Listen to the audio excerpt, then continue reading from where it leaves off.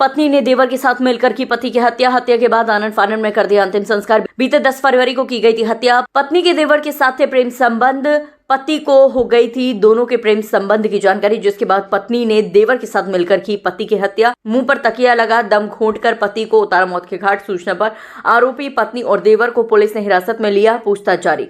हत्या में इस्तेमाल किया गया तकिया भी किया बरामद। थाना एकता क्षेत्र के गांव लोधई का मामला। दिनांक 12 फरवरी 2026 को थाना एकता क्षेत्र में एक गांव है लोधई, वहां से एक सूचना प्राप्त हुई थी कि एक युवक की संदिग्ध परिस्थिति में 2 दिन पूर्व मृत्यु हुई थी और उनका संदेह था कि मृतक की पत्नी ने ही मृतक को मार डाला है। इस सूचना पर तत्काल पुलिस पहुंची और महिला से पूछताछ के क्रम में उसके द्वारा ये बताया गया कि उसका पति के साथ कुछ विवाद चल रहा था और चचेरे देवर के साथ कुछ अवैध संबंध का भी मामला था। इसी बात को लेकर के पति पत्नी में विवाद रहता था।